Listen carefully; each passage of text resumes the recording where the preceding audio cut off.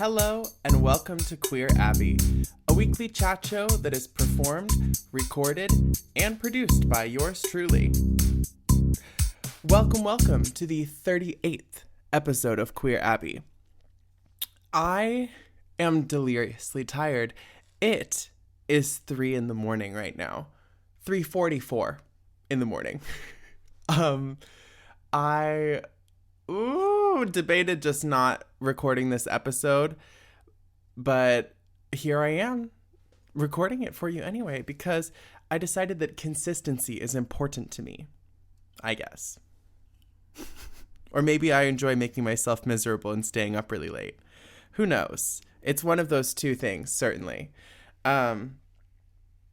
I am probably going to make this a little bit of a brief episode, but let's not complain. I did this to myself, let's be honest. The real reason that I took so long to record this episode is because I feel like I need to do the dishes before I record these episodes, because it would be really junky of me to record a video of my dirty dishes and my opinions right in front of all of my nasty dishes, right? So I kind of have to clean that stuff up a little bit in order to qualify my opinions on YouTube or Spotify or wherever you're watching this. So there's that. I also I would make up for my lack of energy and vibrancy by wearing these cool glasses as well. Aren't they kind of cunty a little bit? I forgot I have a bunch of cute little glasses and accessories tucked away in my closet that I never really think about. It's giving Elton John or librarian from Mars or something. This last week I wrote music for a score, music for a score, bitch. What else is a score? I wrote a score for a scene from Castaway, the movie that's my namesake, with the volleyball named Wilson, where Tom Hanks is like, Wilson, and it's the scene when he draws the smiley face on Wilson and he kind of anthropomorphizes him for the first time. And it's really kind of sentimental and sweet because he's kind of becoming friends with the volleyball and he's trying to make fire. That's, I guess, the more important part of the scene. And he's kind of struggling to do it. And he's looking to Wilson and being like, what? Stop making fun of me. Aren't you going to help me build this fire so we can survive?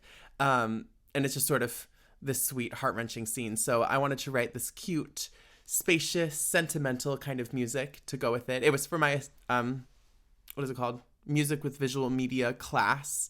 It had to be 5 minutes long or something. So not terribly long, but yeah, it's challenging in a really fun way for me to have to write music like that. So yeah, I chose this cool, spacious texture. Like I said, I used an ocarina, a MIDI ocarina, and some interesting drums and some really spacious piano. I keep saying the word spacious. How annoying is that? How pretentious, just a very spacious sound, you know. I just decided I would take a spacious approach. One must be spacious when writing music, not some sort of clusterfuck. Did you know that Courtney Love went to Portland State University for at least one term? I just thought that was kind of interesting. I learned that a while back while reading her Wikipedia page. You can look it up. There's some other interesting Portland facts about Courtney Love and Kurt Cobain because they're from the Seattle, Portland area. I believe that they actually met each other in a bar, a dive bar in the Portland area. And what I can certainly verify is that they hung out sometimes at dive bars in the Portland area. Courtney Love also worked at Mary's, the strip club that's on Burnside. Yeah. Lots of cool little factoids and connections to people who you don't really think about all the time like that. Yeah. Courtney Love studied journalism before dropping out, I think, for at least a term, I think. which is very fierce and also like very on brand for her because she's always broadcasting her opinions about people and herself and projecting onto people. I there's something about me that loves a fucking mentally unstable woman, you know? I hate to say I'm gonna have my problematic self come out at 3:49 in the morning right now, but yeah, I just kind of appreciate that. Azealia Banks, I talked about her last week. Um, Women that are just unhinged and say their wrong opinions like really loudly, they capture my attention sometimes.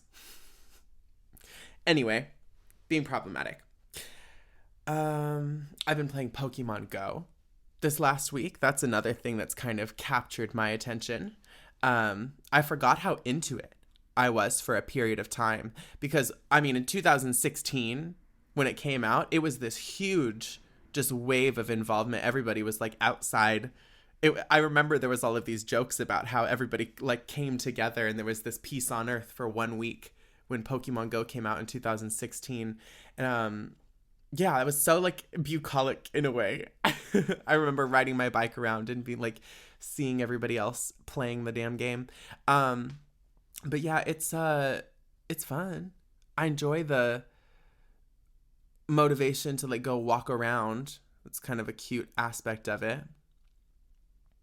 And I think I don't know what mental illnesses are going on with me or like learning differences, but I love to like take account of stuff in video games. Like I don't like to do like a perfect run where I like complete every achievement, but I like to spend a lot of time like in my like inventory in a game, like searching through stuff and making sure I have all the proper like stuff for my quest and like the right amount and like deleting stuff that I don't need. It's something in me, like I don't want to clean my actual apartment, like I'll avoid doing that, but what I want to do is go in my like Skyrim inventory and make sure like I have all the weapons, like I don't have any unnecessary iron ingots or fur bracers or anything like that just hanging out in my inventory, because sometimes you might find a stray fur bracer, or unfortunately you can't drop keys and other miscellaneous items, which is pretty troubling to me. But scrolls, you might have scrolls in your inventory that weigh upwards of a pound, 5 pounds, and you want to drop those or maybe give them to a follower. Yep. Okay. So I am so tired that we are just literally devolving into like a Skyrim based mental spiral. I love this. I hope this is entertaining for y'all. I'm going to try something new with the like editing format, because why not try to do new stuff at 4 a.m. Where instead of doing separate clips and then like editing them all together, like different videos, and then putting them all together, I'm going to just record one video and then like just chop it up. I'm going to see if I can do that.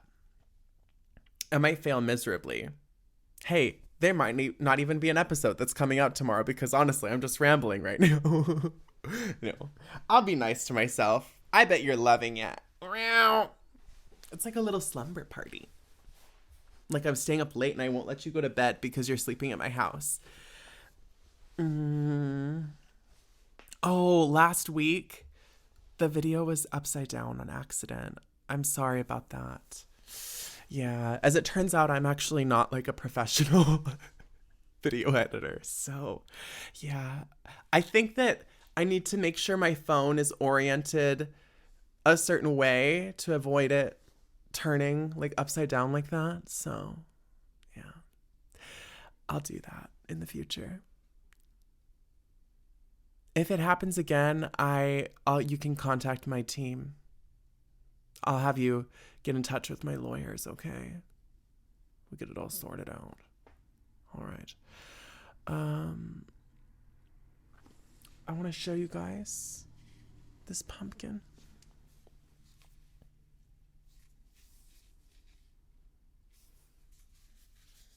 I just think it's really nice. It's kind of got a velvety sort of texture to it. You see? Isn't that cool? It matches the glasses. Well, I think that that is going to carry us into our advice segment for this week, because why wouldn't you want advice from me in this state of mind? I'm clearly doing really well. So let me tell you how to live your life. Let's get into it.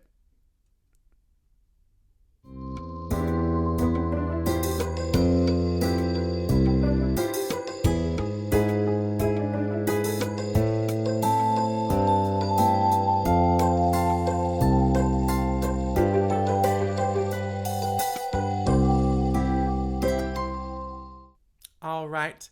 Welcome to the advice segment of this fever dream episode of Queer Abbey. Episode, was it 38? Jesus Christ. That's a lot.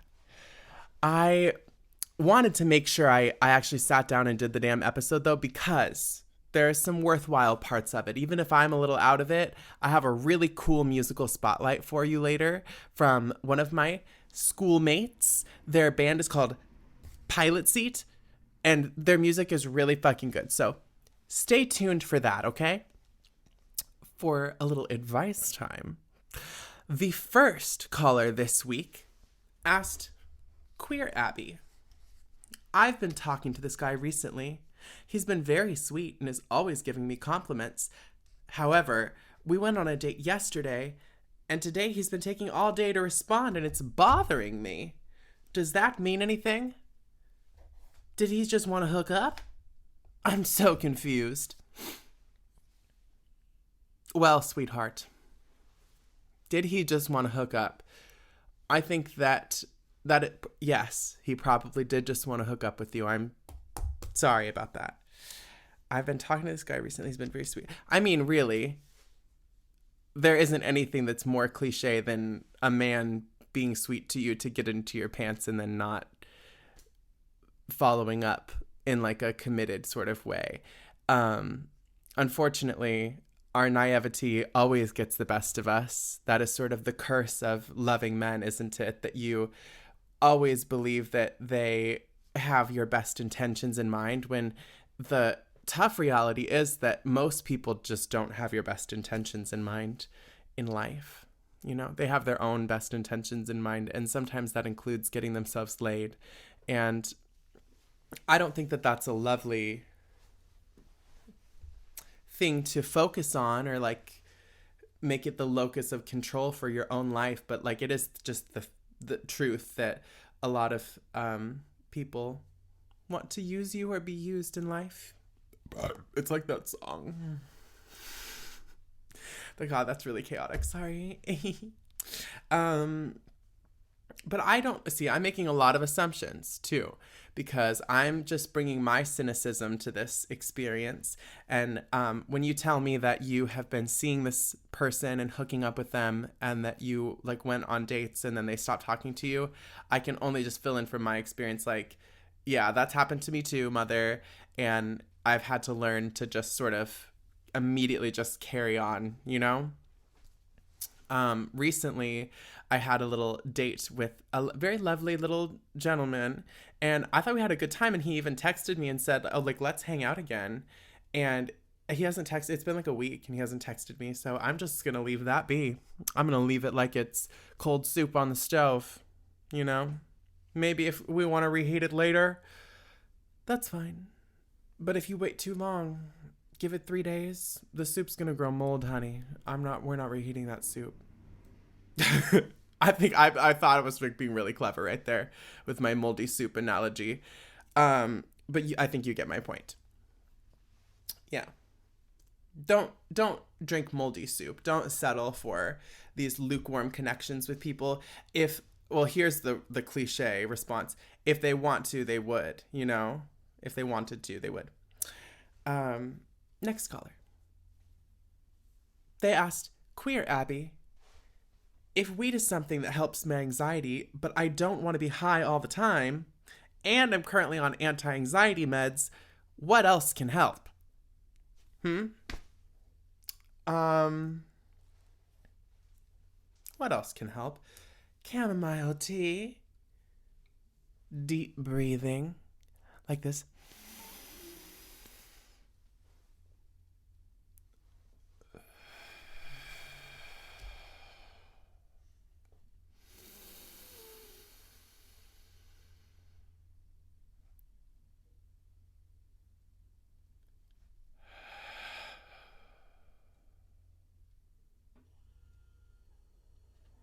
You gotta breathe so deep that you can hear the refrigerator kicking in back there. Did you know that breathing is one of the only faculties in our body that is both subconscious and conscious in a way?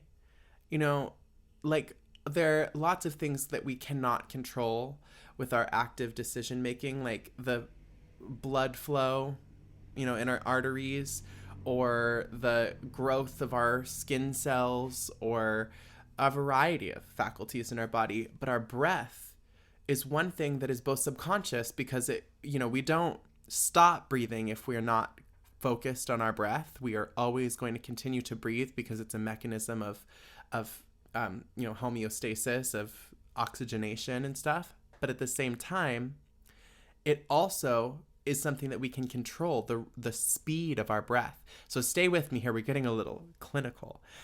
But breathing is the way that you can really connect with your subconscious and your nervous system, So taking slow,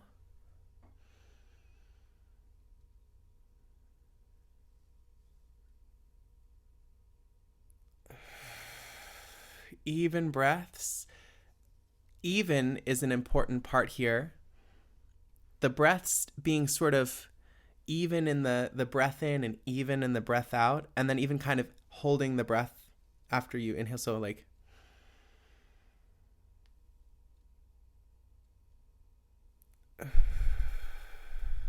can induce a more calm state of mind and a more like grounded nervous system. There is so much science behind this and so much experiential evidence behind the importance of breathing. But honestly, if you want a straightforward answer, breathing is the best thing that you can do to just like calm your ass down. And then if you're on psych meds, I don't know, that sounds like that's probably good for you. Are those working? Are those working good for you, mama? I think check in with yourself, like what works for you. Is smoking weed working for you? Because if smoking weed helps you with your psychological symptoms, then do you have to stop? Because, or maybe you could like stop smoking, because I understand like that's not really good for your lungs ever. But yeah, mama, don't let the weight of other people's judgment stop you from doing things that work for you at the same time, Try the other things. Try to not be reliant on marijuana, but do what works for you, whether it's deep breaths, whether it's deep breaths of weed in your lungs, or yeah, just as long as it's not fucking anybody else up. Well, if you would like to have a question, a quandary, a query, anything like that addressed on Queer Abbey, if you like attention like I do and you want to just have a little bit of it, then please, you can submit a question to our anonymous inbox that's just in the description of this episode. If you're watching this or listening on Spotify, it's right there. If it's on YouTube, it's right down there. It's not hard. You just click on it, type the stuff out, whatever you are, want me to talk about, and then click send. And you don't have to be incriminated. I won't know who you are. You can just send it and I'll read it, like I just did. And it's fun. I think you'll love it. You can also text us or send a voicemail if you wanted to give me some scalding hot tea. Our phone number for Queer Abbey is 503-567-2053, or our email is queerabbey@gmail.com. That's QUEERABBEY@gmail.com. Yeah. All right. Let's move on to the musical spotlight. Avada Kedavra. I got you. You didn't even block that one.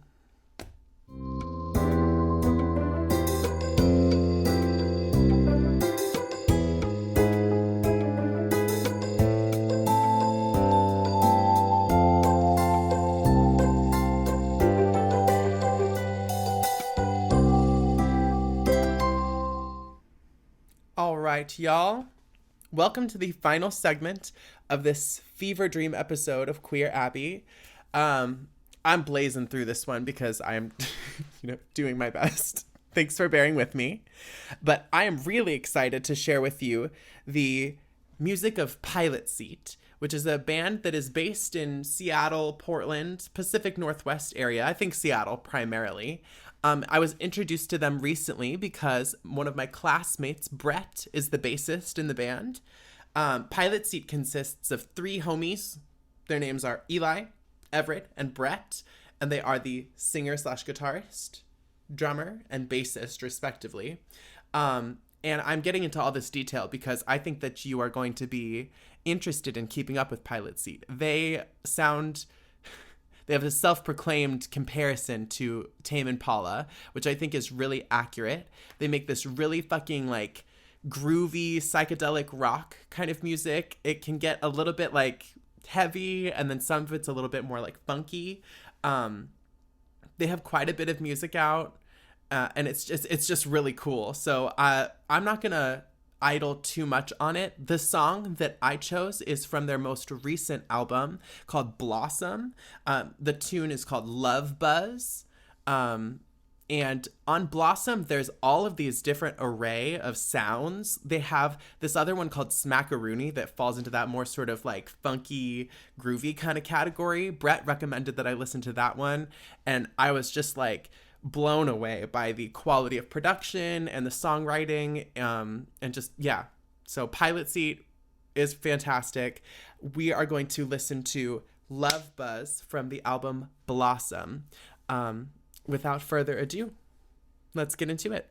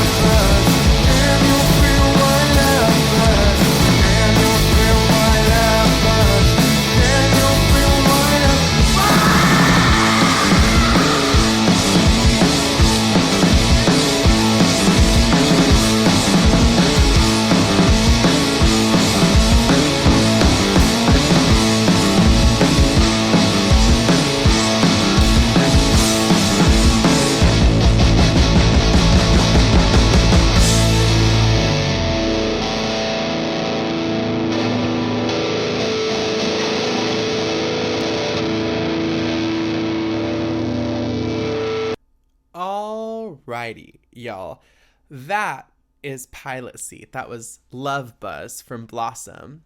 As always, I will have the information for Pilot Seat linked in the description of the episode. You can go check out their Spotify, their Instagram, go stream all of their music and check out their other tunes because they rock.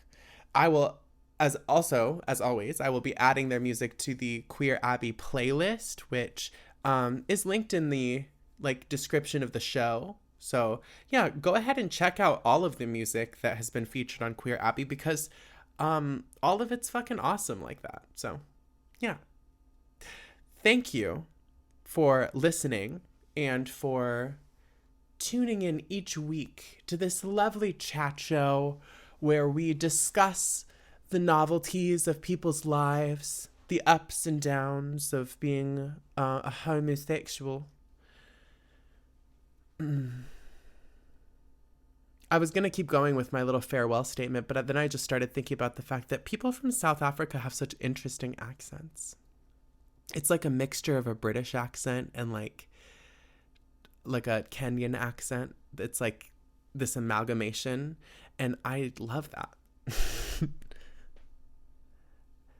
They sound like they have this sort of mixture of, there we go, I'm getting into it now, this mixture of like an African accent and also like it is sort of a British accent as well.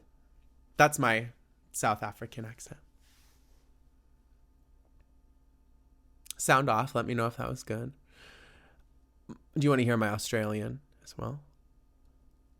Alright, it's 24:52 minutes in here. We listened to some really good music. Yeah, I really like that. But I'm so tired that it's time to go to the end of the episode. Yeah, I don't think that we can keep going much longer. No, I've got to go to bed. Go do my things that I do, before bed. I've got some herbal rituals that I like to do. So yeah, I'm gonna go ahead and get started on those. Yeah. All right. Yeah, I'm done. That's about all I've got for you.